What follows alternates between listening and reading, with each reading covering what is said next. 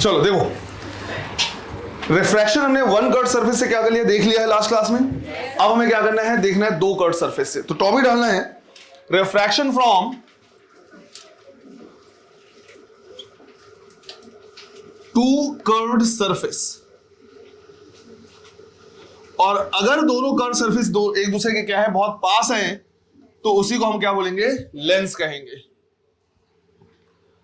अब यहां पे हम क्या कर रहे हैं, ले रहे हैं इस तरह से कि कल की क्लास में हमने क्या किया था, ये देखा था कि वहां पे भी लास्ट जो एग्जांपल लिया था उसमें हमारे पास क्या था, एक बबल था।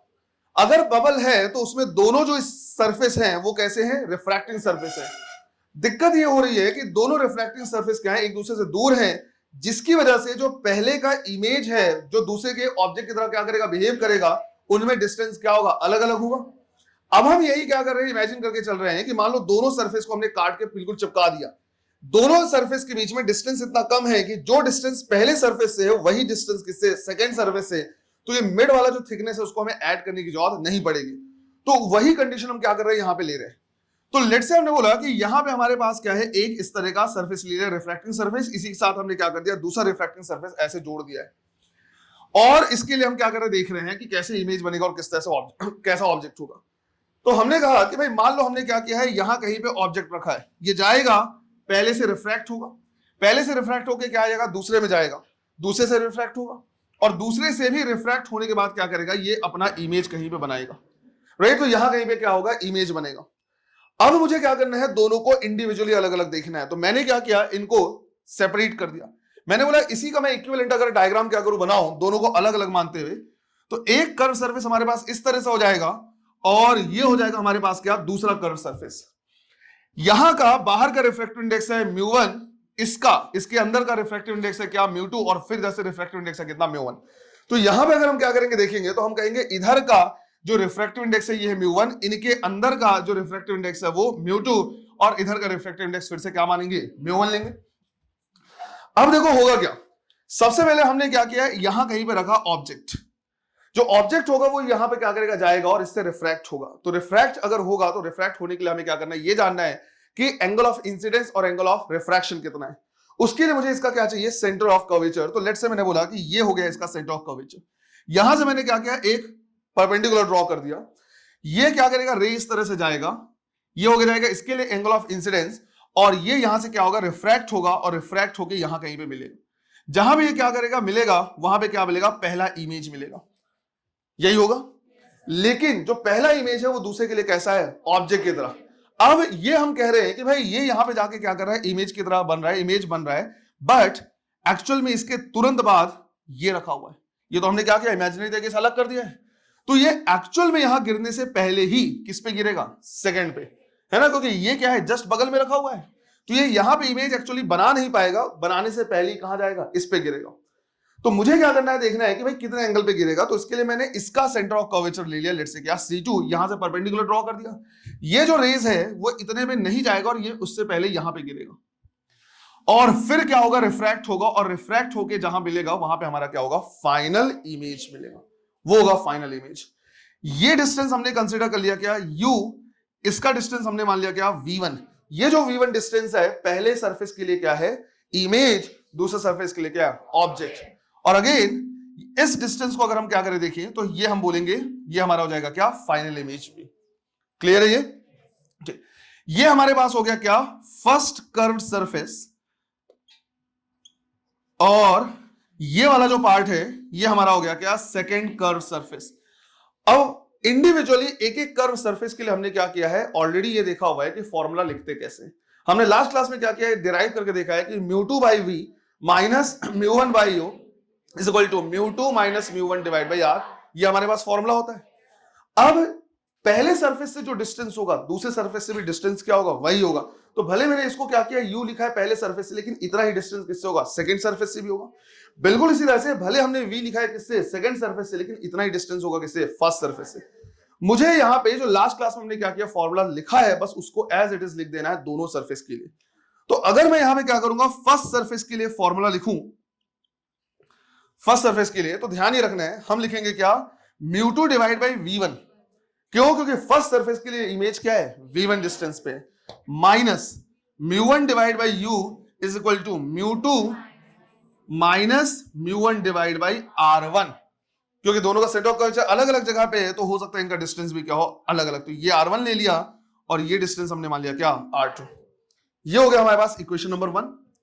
फिर सेम फॉर्मूले को हम लिखेंगे किसके लिए, सेकेंड सरफेस के लिए। बट इस चीज का क्या करना, ध्यान रखना कि अब μ2 और μ1 एक दूसरे की जगह पे इंटरचेंज हो जाएंगे, क्योंकि जिसमें जा रहा था और जिससे जा रहा था वो चेंज हो गया। जिसमें जा रहा है वो μ1 हो गया और जिससे जा रहा है वो μ2 हो गया। किसके लिए, सेकेंड सरफेस के लिए।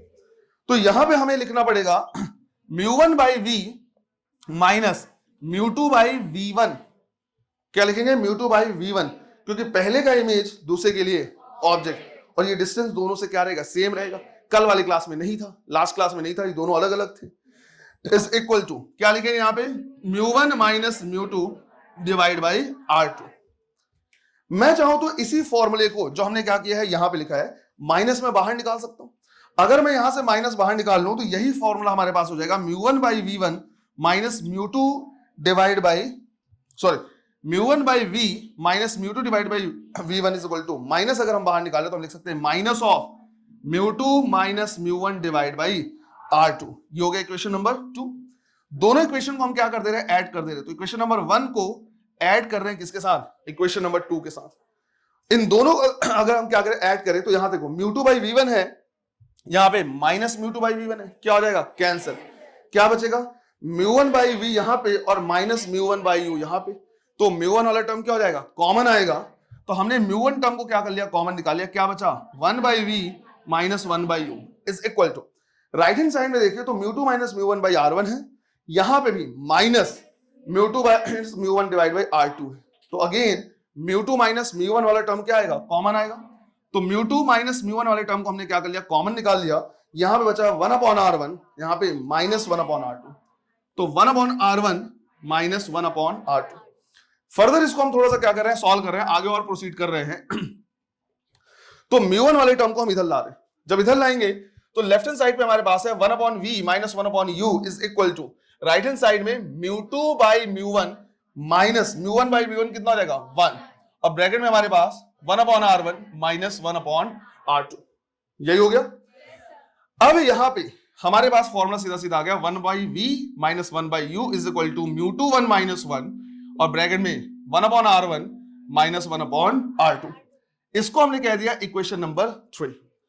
यहां पे हम बोलेंगे अगर ऐसा हुआ, इफ जो ऑब्जेक्ट है वो कहां पे है, इंफिनिटी पे है, तो इमेज कहां पे बनेगा, फोकस पे बनेगा। क्योंकि फोकस या फोकल लेंथ का मतलब ही यही होता है कि इनफाइनाइट से या पैरेलल रेज जो आते हैं वो जिस पॉइंट पे मिलते हैं वही कहलाता है क्या, फोकस। तो अगर ऐसा लिखे तो यहां पे हमें लिखना पड़ेगा क्या, 1 upon f minus 1 upon infinity is equal to μ2 1 minus 1 bracket में 1 upon r1 minus 1 upon r2। 1 by infinity कितना, 0। तो यहां पे हमें मिल गया 1 by f is equal to μ2 1 minus 1 और ब्रैकेट में 1 by r1 minus 1 by r2। ये जो फॉर्मूला हमारे पास आया है इसको हम कहते हैं क्या, lens makers formula. Lens makers formula.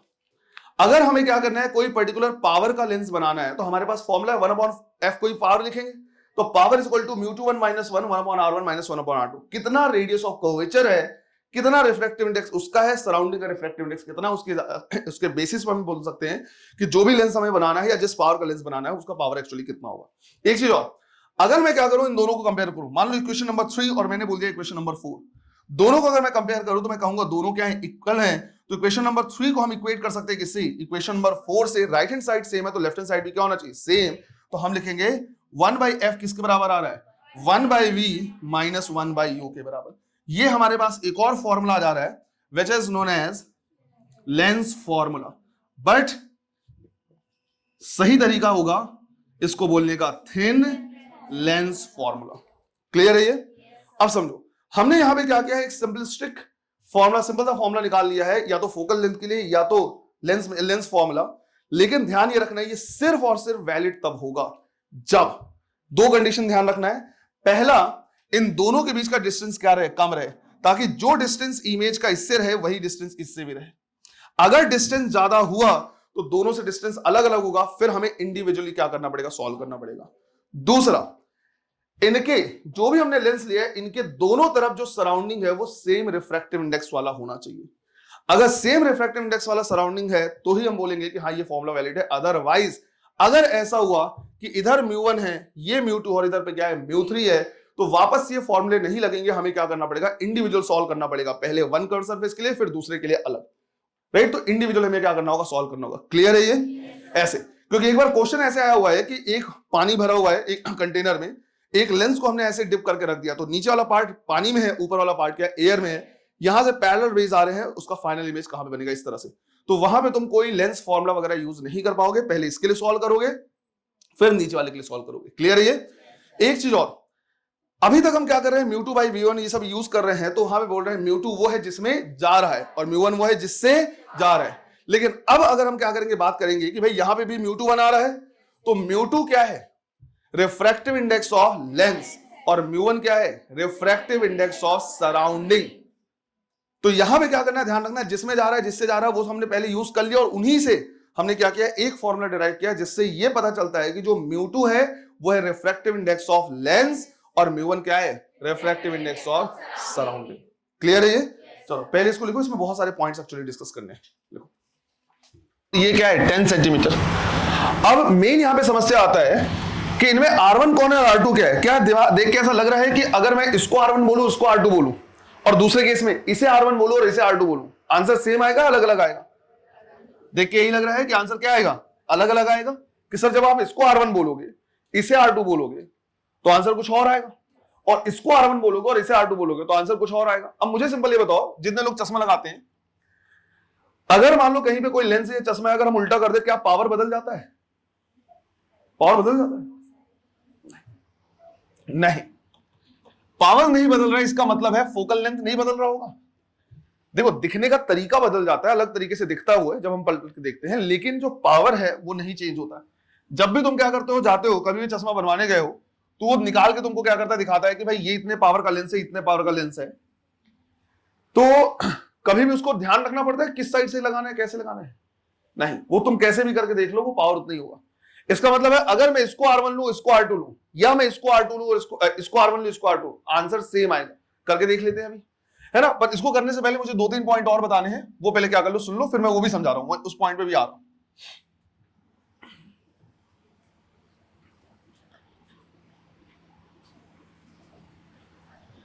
है ना, इस पॉइंट पे भी अगर हम क्या अभी हैं आएंगे।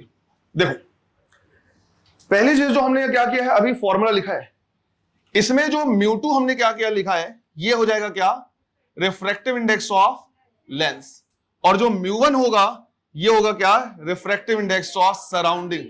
तो अभी तक जो हम क्या कर रहे थे, याद रख रहे थे, जिसमें जा रहा था डिवाइड बाय जिससे ज्यादा, ये सारी चीजें यहां पे चेंज करना है। म्यू2 हम बोलेंगे लेंस का रिफ्रैक्टिव इंडेक्स, और म्यू1 क्या है, सराउंडिंग का रिफ्रैक्टिव इंडेक्स। क्लियर है सर? इसी तरह से क्या करना है, ये भी ध्यान देना है कि जो रिफ्रैक्टिव इंडेक्स है वो इनवर्सली प्रोपोर्शनल होता है किसके, लैम्डा के, राइट। ये हमने क्या किया है, ऑलरेडी सीखा हुआ है कि रिफ्रैक्टिव इंडेक्स क्या है, इनवर्सली प्रोपोर्शनल टू लैम्डा। और हमें यह भी पता है कि जो 1 फोकल लेंथ है वो डायरेक्टली प्रोपोर्शनल है रिफ्रैक्टिव इंडेक्स के। दोनों को अगर मैं क्या कर दूं, कंबाइन कर दूं, तो मुझे समझ में आएगा कि जो फोकल लेंथ है वो डायरेक्टली प्रोपोर्शनल हो जाएगा किसके, लैम्डा के, है ना। ये दोनों जो है वो इसके इनवर्सली प्रोपोर्शनल है, तो इनसे कंबाइन करके क्या आएगा, फोकल लेंथ डायरेक्टली प्रोपोर्शनल होगा किसके, लैम्डा के। मतलब ये हुआ कि भाई सबके लिए अलग अलग कलर के लिए, अलग अलग वेवलेंथ के लिए जो फोकल लेंथ होगा वो क्या होगा, अलग अलग होगा। मतलब अगर हम यहां पे क्या करें, बोले कि रेड के लिए जो वेवलेंथ है वो ज्यादा है किससे, वायलेट या ब्लू से, तो हम कह सकते हैं कि फोकल लेंथ जो रेड के लिए होगा वो ज्यादा होगा किसके, फोकल लेंथ ऑफ वायलेट। मतलब ये हुआ कि लेट से हमने बोला कि भाई यहां पे हम क्या कर रहे हैं, एक लेंस ले रहे हैं इस तरह से, फिर एक हमने क्या कर लिया, लेंस ले लिया, और इधर से हमारे पास क्या आ रहा है, व्हाइट लाइट आ रहा है। व्हाइट लाइट कहने का मतलब है पैरेलल व्हाइट रेज आ रहे हैं, मतलब इसमें सारे रेज जो है वो क्या है, मिक्स्ड है। अब सबके लिए इसमें जो कलर है सबके लिए फोकल लेंथ क्या होगा, अलग अलग होगा। सबसे ज्यादा फोकल लेंथ किसके लिए होगा, रेड के लिए, तो रेड जो होगा वो यहां कहीं पे मिलेगा, जबकि वायलेट या ब्लू के लिए जो फोकल लेंथ क्या होगा, कम होगा, वो यहां कहीं पे मिलेगा। तो जब ये क्या होंगे, रिफ्रैक्ट होंगे, तो आफ्टर रिफ्रैक्शन जो रेड वाला कलर है वो यहां जाके मिलेगा। ये हो गया फोकल लेंथ फॉर रेड। जबकि ब्लू वाला जो कलर है उसके लिए रिफ्रैक्टिव इंडेक्स ज्यादा है, तो ज्यादा रिफ्रैक्ट होगा अपने पोजीशन से, और वो यहां कहीं पे मिलेगा। ये हो जाएगा फोकल लेंथ फॉर वायलेट या फिर हम बोल सकते हैं क्या, ब्लू। क्लियर है? जिससे होता ये है कि जब हम क्या करते हैं, व्हाइट लाइट का यूज करते हैं, हमेशा हो ऐसा जो ही नहीं, जनरली क्या होता है डिफरेंस बहुत कम रहता है, लेकिन जब हम व्हाइट लाइट का क्या करते हैं, यूज करते हैं, तो सबके फोकल लेंथ अलग अलग होने की वजह से पूरा जो कलर है आफ्टर रिफ्लेक्शन वो यहां से लेकर यहां तक फैल जाता है। इमेज शार्प या क्रिस्प या बेटर बनने के लिए जरूरी है जितने भी रेज आ रहे हैं वो किसी एक पॉइंट में मिले। जितना ज्यादा रेज किसी एक पर्टिकुलर पॉइंट पे क्या होंगे, मिलेंगे, जो शार्पनेस ऑफ इमेज होगी, जो क्लैरिटी होगी, वो उतनी क्या होगी, ज्यादा होगी। जितने ज्यादा जगह पे वो क्या होंगे, फैल जाएंगे, जो इमेज होगा उतना ब्लरी होगा। तो यहां पे एक होता क्या है कि कलर पूरे अलग अलग हो जाते हैं, जिसकी वजह से जो इमेज प्रॉपर एक पॉइंट में मिलता वो नहीं मिल रहा है, यहां से लेकर यहां तक क्या हो गया, फैल गया और सारे कलर अलग अलग है। इस तरह के प्रोसेस को हम बोलते हैं क्रोमैटिक एबेरेशन, राइट? इसे बोला जाता है क्रोमैटिक एबेरेशन। कलर की वजह से खराबी, एबेरेशन मतलब जहां भी है वो क्या है, खराबी एक तरीके से, तो ये हो जाता है। इसी तरह से क्या करना है, ये भी ध्यान रखना है कि सॉरी कौन सा पॉइंट बताने वाला था,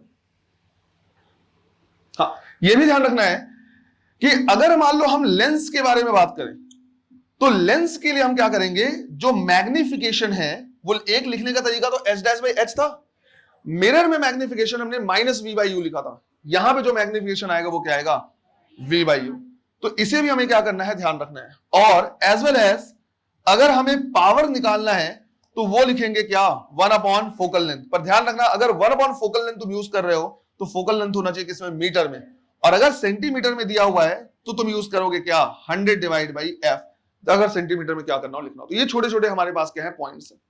अब हमें जानना है कि भाई R1 किसको लेंगे, R2 किसको लेंगे, कहीं चेंज करने से क्या एक्चुअल में पावर बदल जाएगा, नहीं बदलेगा, तो उसका एग्जांपल लेके कर रहे हैं। पहले इसको नोट करो जरा,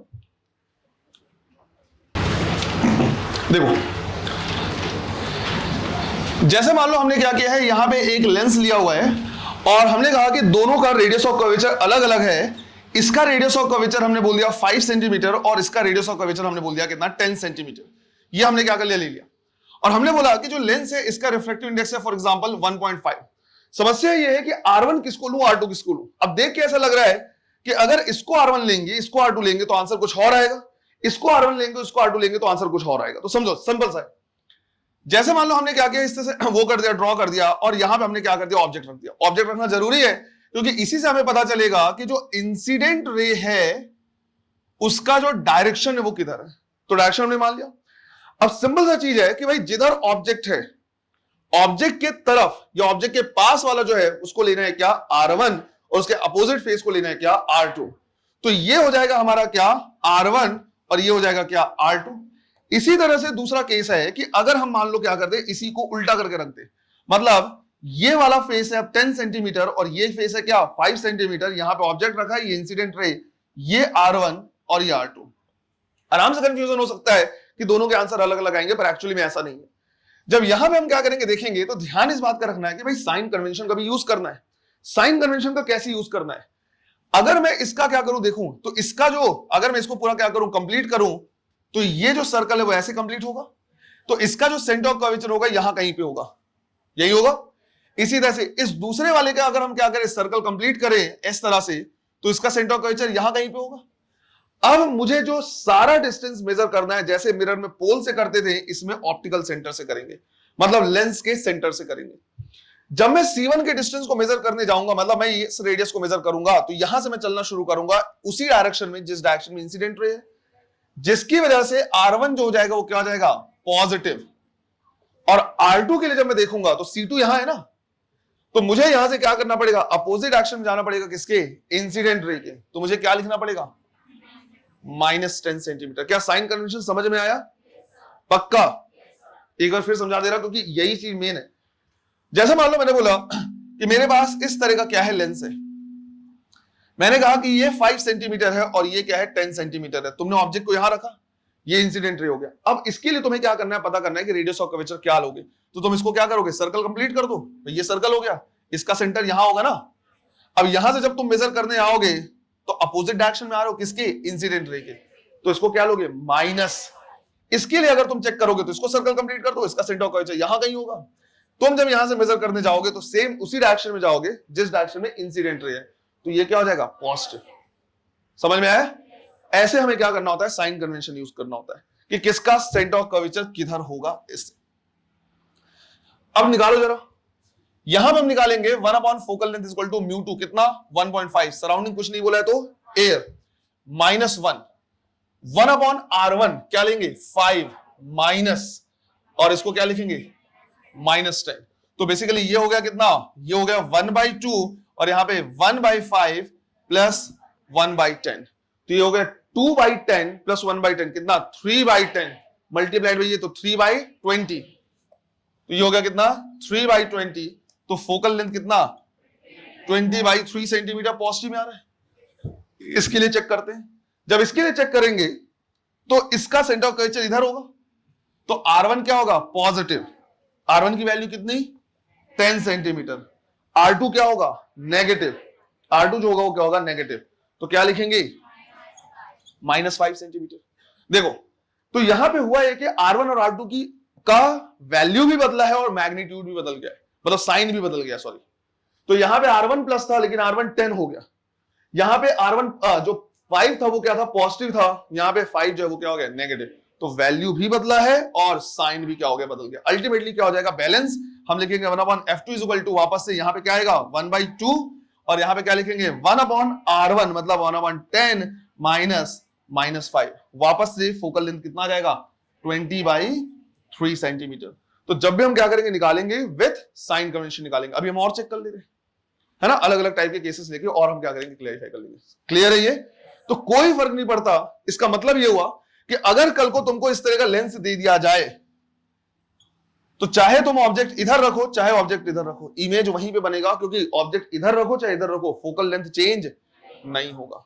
जब इधर रखोगे तो ये R1 होगा ये R2 होगा, जब इधर रखोगे तो ये R1 होगा ये R2 होगा, तो R1 R2 की वैल्यू बदल रही लेकिन साथ ही साथ उनका साइन भी क्या हो जाएगा बदल जाएगा और आंसर हमेशा सेम ही आएगा। क्लियर, चलो नोट करो जरा जल्दी से। देखो तुम्हें क्या है सारे लेंस के नाम भी पता होना चाहिए और उसका मतलब पता होना चाहिए। जैसे अगर मान लो क्या कभी ऐसा हुआ कि दोनों का रेडियस ऑफ कर्वेचर क्या हो गया सेम हो गया, मतलब दोनों साइड जो रेडियस ऑफ कर्वेचर है वो R और R है, तो अगर रेडियस ऑफ कर्वेचर सेम रहेगा तो वहां पे टर्म यूज करेगा क्या इक्वी, और सिंस ये कॉन्वेक्स है तो क्या लिखेगा इक्वी कॉन्वेक्स लेंस। इसी तरह से अगर कॉन्केव लेंस है और दोनों का रेडियस ऑफ कर्वेचर सेम है तो क्या बोलेगा इक्वी कॉन्केव। अगर इक्वी कॉन्वेक्स या इक्वी कॉन्केव बोला है मतलब दोनों का रेडियस ऑफ कर्वेचर क्या है सेम है। ऐसे ही अगर मान लो एक तरफ का साइड जो है वो प्लेन है और दूसरे साइड का जो क्या है वो कॉन्वेक्स है, तो ये हो गया हमारे प्लेन साइड और ये हो गया हमारा कैसा कॉन्वेक्स साइड। तो इसके लिए टर्म जो करेगा यूज करेगा वो करेगा प्लेनो कॉन्वेक्स लेंस, राइट। तो इसके लिए जो टर्म यूज करेगा वो करेगा प्लेनो कॉन्वेक्स लेंस। इससे तुम्हें हिंट मिलना चाहिए कि जो प्लेन साइड है उसका रेडियस ऑफ कर्वेचर कितना होगा इनफाइनाइट। ऐसे ही अगर मान लो क्या हुआ कि एक साइड प्लेन है और दूसरा साइड क्या है कॉन्केव है, तो टर्म क्या यूज करेगा प्लेनो कॉन्केव। फर्दर अगर इस तरह का कोई लेंस दिया हुआ है जिसमें एक साइड कैसा दिख रहा है कॉन्वेक्स और दूसरा साइड कैसा दिख रहा है कॉन्केव, तो इसके लिए टर्म यूज करेगा या तो कॉन्वेक्सो कॉन्केव या कॉन्केवो कॉन्वेक्स। तो अगर कहीं पे क्वेश्चन में वर्ड्स लिखे हुए तो उससे भी क्या करना है ये चीज समझ जाना है। यहां पे एक क्वेश्चन क्या आता है कि मान लो मेरे पास दो सरफेस हैं, इस तरह के दो कर्व सरफेस हैं और दोनों का रेडियस ऑफ कर्वेचर क्या है अलग अलग है, ये है R1 और ये है R2। तो अलग अलग सरफेस या अलग अलग क्या बोलते हैं कर्व सरफेस जिनका रेडियस ऑफ कर्वेचर अलग अलग है, उनसे मैं टोटल कितने टाइप के लेंस बना सकता हूं, राइट। अगर हमारे पास क्या है दो ऐसे सरफेस है जिनका रेडियस ऑफ कर्वेचर क्या है अलग अलग है, तो टोटल कितने टोटल कितने लेंस हम क्या कर सकते हैं उससे बना सकते हैं।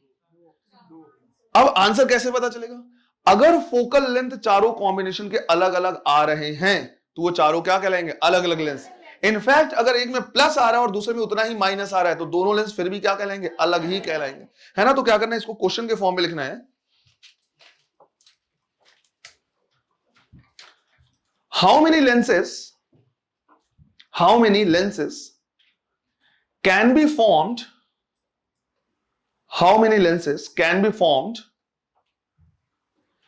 with the help of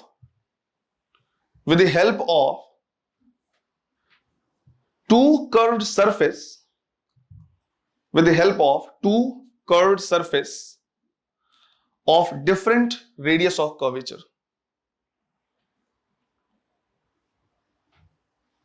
with different radius of curvature. तो ये तो हमें समझ में आ रहा है, ये रब कर दे रही है तो नाम पता होंगे सारे, है ना।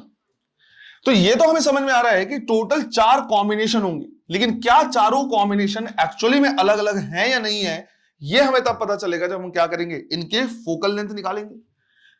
तो लेट से हमने बोला कि हमारे पास क्या है, 2 कर्व सरफेस ले लिया हमने अलग अलग, और इनकी वैल्यू ले ली। मान लो हमने बोला कि इसका रेडियस ऑफ कर्वेचर है कितना, 5 सेंटीमीटर, और दूसरे का रेडियस ऑफ कर्वेचर हमने ले लिया कितना, 10 सेंटीमीटर। तो इनको हम 4 तरीके से क्या कर सकते हैं, कंबाइन कर सकते हैं। पहला ये हो जाएगा, सेकंड जो हो जाएगा वो इस तरह से कंबाइन किया जा सकता है दोनों को, राइट, ऐसे ये कंबाइन हो गया। तीसरा जो कॉम्बिनेशन हमारे पास होगा वो इस तरह का हो जाएगा, और जो चौथा हो जाएगा वो इस तरह का होगा। अब ये हमें क्या करना है, देख के समझना है, क्या थर्ड और फोर्थ सेम है या अलग अलग है ना। तो देखो मैंने बोला कि लेट्स से ये 5 सेंटीमीटर है और ये 10 सेंटीमीटर, ये तो हमने स्टैब्लिश कर लिया। मैं इसको 5 बोलूं या इसको 5 बोलूं कोई फर्क नहीं पड़ता। इसी तरह से हमने बोला ये 5 सेंटीमीटर है और ये 10 सेंटीमीटर है। फिर हमने कहा कि ये 5 सेंटीमीटर है और ये 10 सेंटीमीटर है। फिर अगले में हमने बोला ये 10 सेंटीमीटर है और ये 5 सेंटीमीटर। क्या थर्ड और फोर्थ केस सेम है या अलग अलग है? सेम है या अलग अलग है? अलग अलग है। समझो, इस केस में जो कॉन्वेक्स वाला साइड है वो 5 सेंटीमीटर और कॉनकेव वाला साइड 10 सेंटीमीटर है। नीचे वाले में जो कॉनकेव वाला है वो 5 सेंटीमीटर है और कॉन्वेक्स वाला साइड 10 सेंटीमीटर। मतलब दोनों क्या है, अलग अलग है। और ये स्टैब्लिश भी कर सकते हैं, अगर इन चारों का फोकल लेंथ अलग अलग आया तो हम कहेंगे चार कॉम्बिनेशन हो सकते हैं, 4 पॉसिबिलिटी होंगी। करना क्या है, मात्र हमें सही तरीके से आइडेंटिफाई करना है कि R1 और R2 की वैल्यू क्या होगी। सब में मैंने बोल दिया कि सब में हम ये लेके चल रहे हैं कि भाई इनका लेंस का जो रिफ्रैक्टिव इंडेक्स है वो कितना है, 1.5।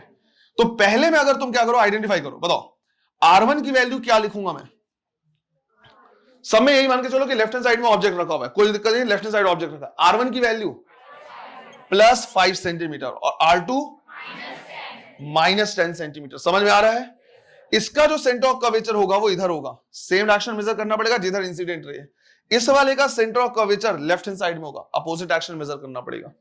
इसमें R1 की वैल्यू -5 सेंटीमीटर और R2 की वैल्यू +10 सेंटीमीटर। इसमें R1 थर्ड वाले केस में क्या हो जाएगा, +5 सेंटीमीटर और R2 +10। Very good. जो R2 होगा वो क्या होगा, +10 सेंटीमीटर।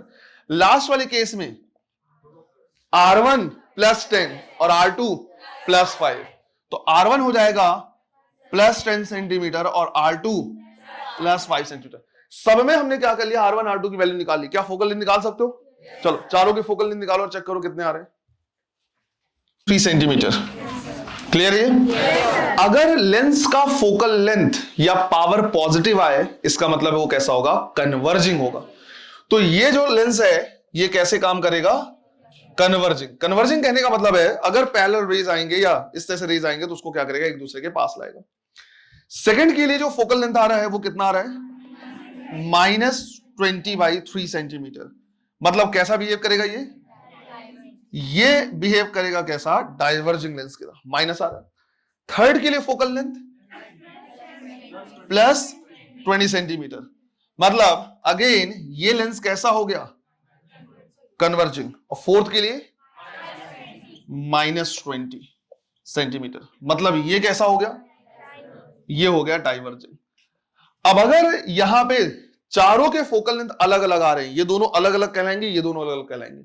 इसका मतलब है अगर मेरे पास 2 कर्व सरफेस है जिनका रेडियस ऑफ कर्वेचर अलग अलग है, उनकी हेल्प से हम टोटल कितने, 4 लेंस क्या कर सकते हैं, बना सकते हैं। सेम क्वेश्चन अगर मैं तुमसे बोलूं कि मेरे पास 2 कर्व सरफेस है of same radius of curvature, तो टोटल कितने लेंस बनाए जा सकते हैं? अगर मेरे पास 2 कर्व सरफेस है of same radius of curvature, तो टोटल कितने लेंस बनाए जा सकते हैं? 3।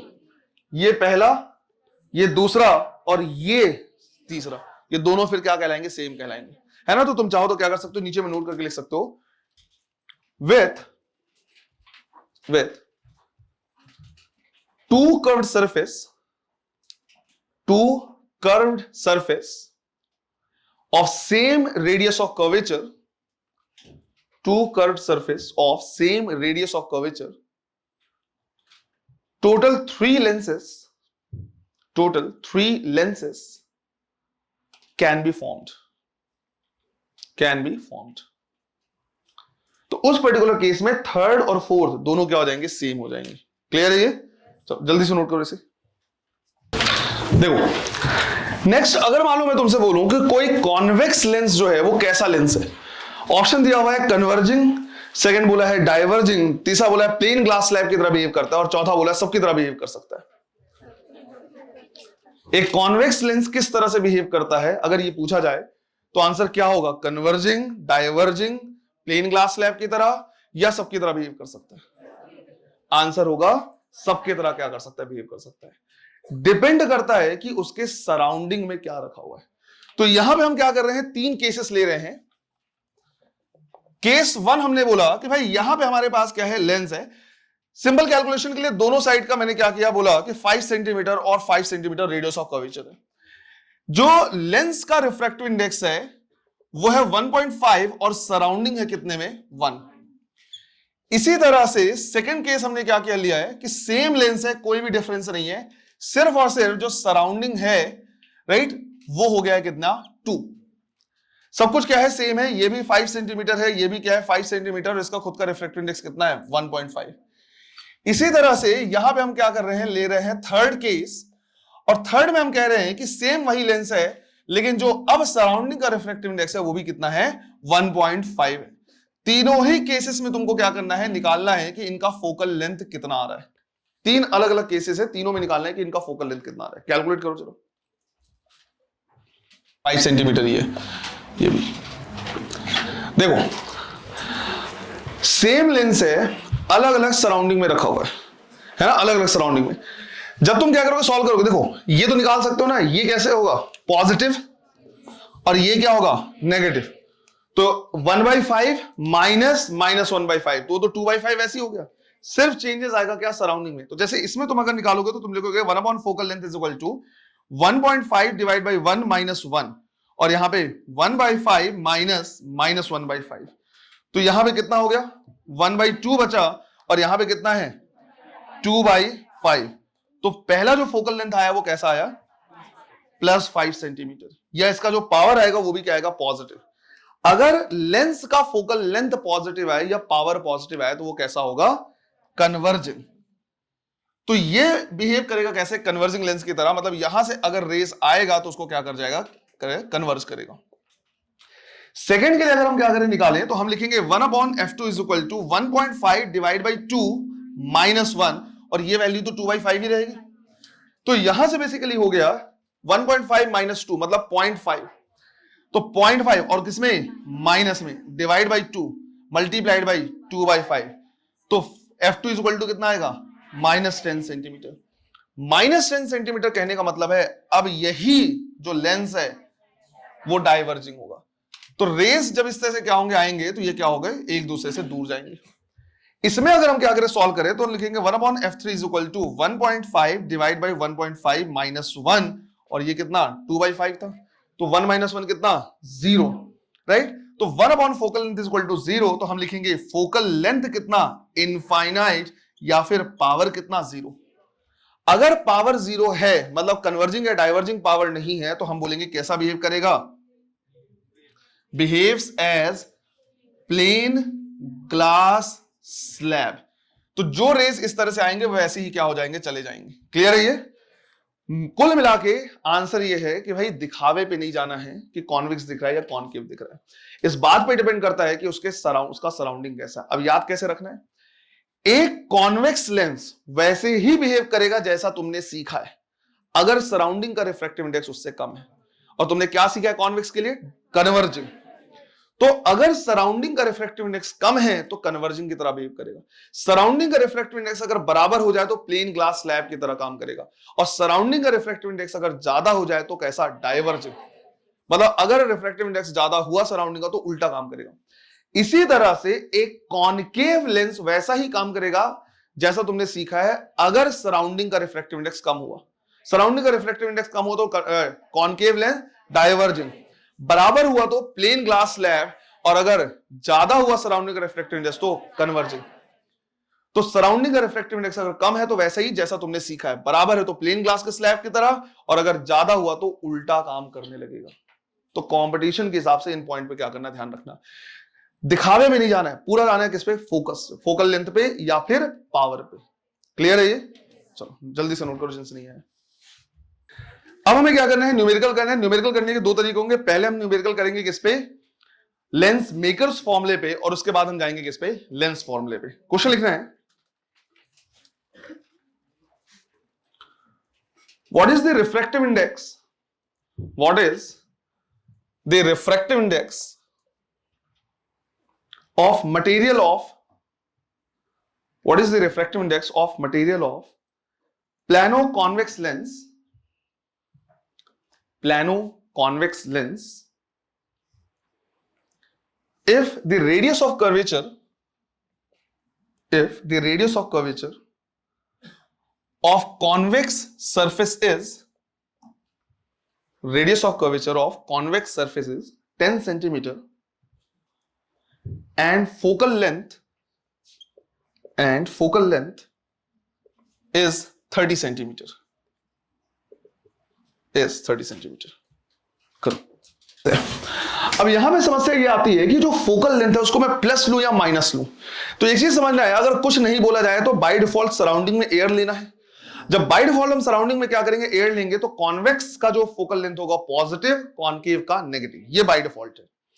अब लेकिन ये तो कॉन्वेक्स नहीं है बल्कि क्या है, प्लानो कॉन्वेक्स। तो प्लानो कॉन्वेक्स है तो भी कोई दिक्कत नहीं है। ये क्या है, हम बोल सकते हैं कि भाई कॉन्वेक्स लेंस का हाफ पार्ट है। कटिंग ऑफ लेंस में हम क्या करेंगे, चेक करेंगे इस तरह से कि अगर हमारे पास एक कॉन्वेक्स लेंस है और उसको हम बीच से काट दे तो दो प्लानो कॉन्वेक्स हो जाएंगे। इसका फोकल लेंथ पॉजिटिव होगा, इसका भी फोकल लेंथ पॉजिटिव होगा, और ओवरऑल फोकल लेंथ कैसा था, पॉजिटिव ही था। तो अगर कहीं पे प्लानो कॉन्वेक्स लेंस है तो फोकल लेंथ क्या लेना है, पॉजिटिव। इसी तरह से अगर प्लानो कॉनकेव लेंस है तो फोकल लेंथ क्या लेना है, नेगेटिव, है ना, ऐसे। और ये R1 हो गया जिसकी वैल्यू हम क्या लेंगे, इनफाइनाइट। ये हो जाएगा R2 जिसकी वैल्यू हम लेंगे क्या, -30 सेंटीमीटर। किसी ने अगर इसको उल्टा लिखा होगा तो R1 इक्वल टू उसके लिए +30 सेंटीमीटर होगा और R2 क्या होगा, इनफाइनाइट होगा। माइनस इनफाइनाइट क्या लिखना है, सिर्फ अच्छा सॉरी ये, हाँ भाई, तो -10 सेंटीमीटर। अब हमारे पास फॉर्मूला है 1/f इज इक्वल टू μ2 1 - 1। यहां पे क्या लिखेंगे, 1/R1 - 1/R2।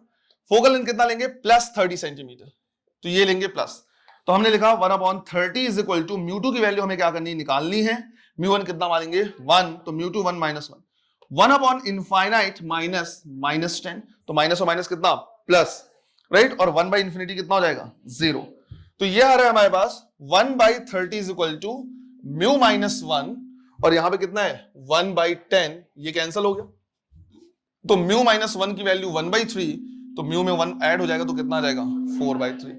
तो लेंस का रिफ्रैक्टिव इंडेक्स कितना होगा, 4/3, है ना। ये पॉइंट्स का क्या करना है, ध्यान रखना है कि प्लस लेना है या माइनस लेना है, कैसे लेना है। क्लियर है ये, करो। कन्वेक्स लेंस जो होता है वो जनरली क्या होगा, कैसा काम करेगा, जनरली कन्वर्जिंग। कन्वर्जिंग है तो फोकल लेंथ क्या होगा, पॉजिटिव। अगर एक कॉन्वेक्स लेंस कैसा है, फोकल लेंथ कैसा है, पॉजिटिव, और उसको मैं यहां से क्या कर दूं, कट कर दूं और दो पार्ट में डिवाइड कर दूं इस तरह से, तो इन दोनों का भी जो फोकल लेंथ होगा वो क्या होगा, पॉजिटिव होगा। इस पार्ट को हम क्या करेंगे, देखेंगे cutting and combination of lens में। हम लेंस को कट भी करेंगे और क्या करेंगे, वापस से कंबाइन करेंगे। सिंस ये जो है इसको हम इन दोनों का क्या कर सकते हैं, कॉम्बिनेशन मान सकते हैं कि भाई दोनों को कंबाइन करेंगे ये मिल जाएगा। तो इसका फोकल लेंथ तो इसका फोकल लेंथ पॉजिटिव होगा, तभी ये भी क्या है, पॉजिटिव आएगा ओवरऑल। क्लियर है ये, ऐसे। इसी तरह से अगर कहीं पे कॉनकेव लेंस है तो कॉनकेव लेंस का फोकल लेंथ जनरली क्या होता है, नेगेटिव। अगर मैं उसको कट कर दूं, प्लानो कॉनकेव बना दूं, तो भी क्या होगा, नेगेटिव ही होगा, है ना। तो ये ध्यान रखना है, जो ये वाला सरफेस होता है, कॉन्वेक्स वाला सरफेस होता है, वो कैसा बिहेव करेगा, कन्वर्जिंग काम करने का, राइट। और जो प्लेन वाला है उसका कोई रोल ही नहीं है। तो अगर यहां पे एक प्लेन और एक कैसा है, कॉन्वेक्स है, तो ये कन्वर्जिंग की तरह बात। इसी तरह से अगर एक प्लेन है और दूसरा कैसा है, कॉनकेव है, तो कैसा काम करेगा, डाइवर्जिंग की तरह। अब आता है सर, अगर एक कॉन्वेक्स और दूसरा कॉनकेव है तो जिसका रेडियस ऑफ कर्वेचर कम होगा वो जीतेगा। क्या मतलब, ये कॉन्वेक्स है, ये क्या चाहता है, कन्वर्ज करना। ये कॉनकेव है, ये क्या चाहता है, डाइवर्ज करना। जिसका रेडियस ऑफ कर्वेचर कम होगा वो जीतेगा। अगर इसका रेडियस ऑफ कर्वेचर कम है तो ये ओवरऑल कैसा बिहेव करेगा, कन्वर्जिंग। अगर इसका रेडियस ऑफ कर्वेचर कम है तो ओवरऑल कैसा बिहेव करेगा, डाइवर्जिंग। यकीन नहीं होता वो थर्ड और फोर्थ वाला एग्जांपल देख लो, जो 4 कॉम्बिनेशन देखे ना हमने, उसमें थर्ड और फोर्थ में देखो, अगर 5 और 10 सेंटीमीटर का एग्जांपल लिया था, जब ये 5 होगा तो पॉजिटिव आया होगा, मैं देख के बता सकते हैं हम कि पॉजिटिव आएगा नेगेटिव आएगा, और जब तुमने इसको 5 लिया होगा तो नेगेटिव आया होगा। समझ में आया? रेडियस ऑफ कर्वेचर जितना कम होगा उसका कन्वर्जिंग या डाइवर्जिंग पावर वो उतने से क्या करता जाएगा, बढ़ाता जाएगा। फॉर्मूले में है यार हमारे, है ना, समझ में आया? इसलिए लेंस में एक्चुअली क्या है, बहुत सारे इस तरह के छोटे छोटे पॉइंट्स है जो तुमको क्या करना है, ध्यान रखना है। न्यूमेरिकल तो वो क्या कर सकता है, फिर भी सीधा पूछ सकता है, लेकिन इस तरह के क्या है, कई छोटे छोटे पॉइंट्स है कि अगर तुम कॉन्सेप्ट अपना क्लियर रखोगे तो बहुत आसानी से बनेगा, है ना। एक चीज और, ये तो हमें समझ में आया कि भाई अगर मान लो लेंस में सराउंडिंग बदल दे तो जो फोकल लेंथ है वो क्या हो जाता है, बदल जाता है, कन्वर्जिंग या डाइवर्जिंग पावर बदल जाता है।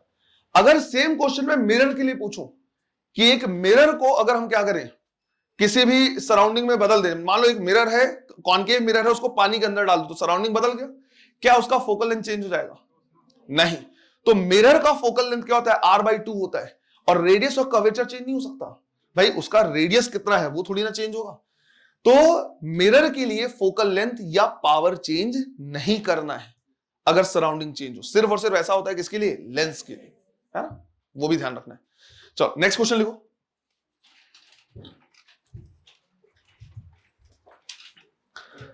A glass convex lens of refractive index 3/2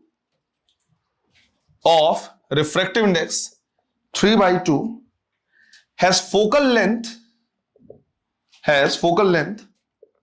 30 centimeter. Find its focal length if it is immersed in water of refractive index 4/3. If it is immersed in water of refractive index 4/3. मुझे सिर्फ जज करके बताओ कि इसका फोकल लेंथ कम होगा या ज्यादा होगा। मतलब अगर हम पानी के अंदर डाल दें तो फोकल लेंथ बढ़ेगा या घटेगा या सेम रहेगा? कैसे आंसर दे रहे हो, सेम कैसे होगा भाई, सराउंडिंग बदल रहे हो ना। अगर सराउंडिंग क्या कर रहे हो, चेंज कर रहे हो, और सराउंडिंग का रिफ्रैक्टिव जैसा जैसा बढ़ता जाएगा वैसे वैसे इसका पावर कम होता जाएगा, है ना, तो फोकल लेंथ क्या होगा, बढ़ेगा। कितना बढ़ेगा, कितना चेंज होगा, वो तुमको निकालना है। करो, ये रहेगा कि सराउंडिंग जो हम क्या कर रहे हैं, ले रहे हैं, और कुछ नहीं बोला है तो बाय डिफॉल्ट हम सराउंडिंग क्या मानेंगे, एयर मानेंगे। तो उसके लिए बोला है फोकल लेंथ कितना, 30 सेंटीमीटर। तो हम यहां पे क्या करेंगे, फॉर्मूला लिखेंगे 1/f is equal to μ2 divide by μ1 minus 1/r1 minus 1/r2। अब अगर हम सराउंडिंग क्या करें, चेंज करें, तो सिर्फ और सिर्फ μ1 की वैल्यू जो होगी वो क्या होगी, चेंज होगी, इसमें कोई अंतर नहीं आएगा। तो इस पूरे टर्म को बार बार ना लिख के हमने इसको क्या मान लिया, कांस्टेंट मान लिया। लेट्स से बोला कि क्या है वो, k है। तो यहां पे हमने लिखा 1/30 is equal to 1.5 divide by 1 minus 1 into k। यहां से जो k की वैल्यू हम चाहें तो क्या कर सकते हैं, निकाल सकते हैं। ये 1.5 माइनस 1 कितना हो जाएगा, 0.5, राइट। 0.5 क्या आ जाएगा, नीचे आ जाएगा, है ना। तो कितना हो जाएगा, k इज इक्वल टू 1/15। फिर हम बोलेंगे कि अब हम क्या कर रहे हैं कि भाई जो सराउंडिंग है वो बदल दे रहे हैं। अब सराउंडिंग में क्या हो गया है, वाटर हो गया है। तो मुझे अब फोकल लेंथ क्या करना पड़ेगा, लिखना पड़ेगा। अब जो फोकल लेंथ वो लिखेंगे refractive index of glass divide by refractive index of water minus 1 multiplied by constant. ये तो चेंज नहीं होगा। ग्लास का कितना है, 3/2, वाटर 4/3 माइनस 1 मल्टीप्लाइड बाय 1/15। तो ये हो जाएगा कितना, 9/8 माइनस 1 इंटू 1/15। तो 1/8 इंटू 1/15 कितना, 1/120। तो फोकल लेंथ आ जाएगा कितना, 120 सेंटीमीटर। ऐसे देखो, नेक्स्ट क्वेश्चन हमारे पास इस तरह से कि एक बड़ा सा ग्लास स्लैब है इस तरह से, राइट, इस तरह का क्या है, ग्लास स्लैब है। इस ग्लास स्लैब से हमने क्या किया है, इतने पार्ट को ऐसे कट करके निकाल दिया है। राइट, इतने पार्ट को हमने क्या कर दिया, कट करके निकाल दिया। बाकी हर जगह पे क्या है, इस तरह का ग्लास है। तो यहां पे हमारे पास क्या है, ग्लास है, और गिवन है रिफ्रैक्टिव इंडेक्स कितना, 3/2। इतने पार्ट को अगर हमने कट करके निकाल दिया है तो बेसिकली यहां पे क्या भरा हुआ है, एयर है।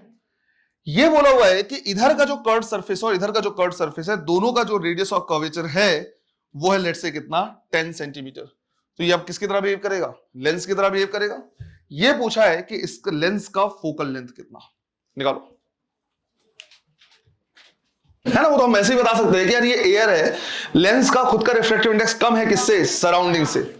तो यहां पे हम क्या करेंगे, लिखेंगे, मेन जो ध्यान रखना है वो ये कि ये हमारा कहलाएगा क्या, R1, और ये कहलाएगा क्या, R2। तो जो R1 होगा वो क्या होगा, पॉजिटिव, R2 क्या होगा, नेगेटिव।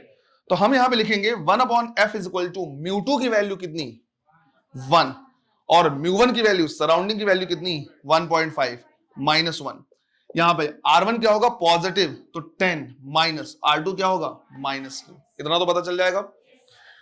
तो यहां से 1 - 1.5 मतलब -0.5, मतलब मैं लिख सकता हूं -1/2, और 1/10 प्लस 1/10 कितना, 2/10। ये कैंसिल होके कितना आएगा, -1/10।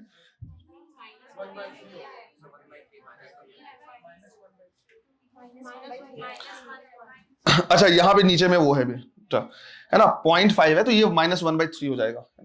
तो 0.5 डिवाइड बाई 1.5 है, तो ये -1/3 मल्टीप्लाइड बाई 2/10 अगर हम क्या करें, लिखें तो ये हो जाएगा हमारे पास कितना, -1/15। तो फोकल लेंथ की जो वैल्यू होगी वो कितनी होगी, -15 सेंटीमीटर।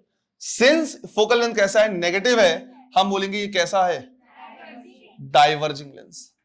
फिर इसी में अगले क्वेश्चन में क्या किया है, पूछा हुआ है कि अगर ऐसा हुआ कि सेम लेंस में जो एयर लेंस है ना, इसको एयर लेंस बोला जाता है कहीं कहीं पे, अगर इसी में हम क्या कर दें, एक लिक्विड फिल कर दें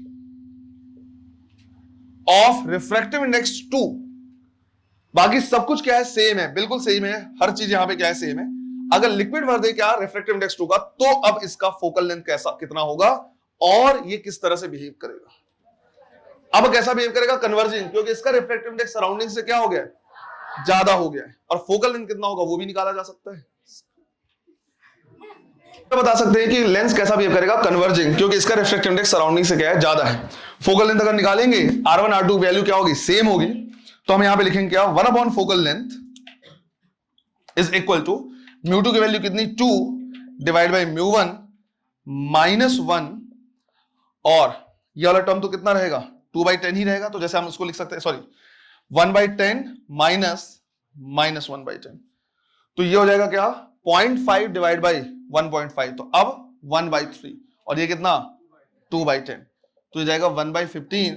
तो अब जो फोकल लेंथ आएगा वो क्या आएगा, +15 सेंटीमीटर, और हम कहेंगे कि लेंस अब कैसा बिहेव करेगा, कन्वर्जिंग की तरह। क्लियर है ये, है ना। हमें क्या करने हैं, और भी अच्छे क्वेश्चंस करने हैं, इसमें अच्छे क्वेश्चंस है फोकल लेंथ पे, सॉरी लेंस मेकर्स फॉर्मूले पे, और एज वेल एज लेंस फॉर्मूले में, है ना। तो वो हम करेंगे क्या, नेक्स्ट क्लास में। क्लियर है ये। थोड़ा सा क्या करना है, ध्यान रखना है साइन कन्वेंशन का, कि किसको R1 लेना है, किसको R2 लेना है, और किसको प्लस लेना है और किसको माइनस लेना है ना। तो उसको जाके थोड़ा सा प्रैक्टिस करना, है ना। ये मैंने तुमको ऑलरेडी बता दिया है कि मान लो कभी ऐसा हो गया कि इस तरह का अगर लिखा हुआ है ना, तो इसको जब तुम क्या करोगे, पूरा सर्कल कंप्लीट करोगे तो इसका सेंटर ऑफ कर्वेचर इधर आएगा, इसको जब पूरा सर्कल कंप्लीट करोगे तो इसका सेंटर ऑफ कर्वेचर इधर आएगा। सारा सेंटर मेजर करना है, सारा डिस्टेंस मेजर करना है कहां से, ऑप्टिकल सेंटर से। अब इंसिडेंट रे के सेम डायरेक्शन में जा रहे हो या अपोजिट डायरेक्शन में जा रहे हो, सिर्फ उसी से वो प्लस और माइनस पता चल जाएगा। क्लियर है ये। तो नेक्स्ट क्लास में क्या करेंगे, और भी इस पे क्वेश्चंस करेंगे। चलो, थैंक यू।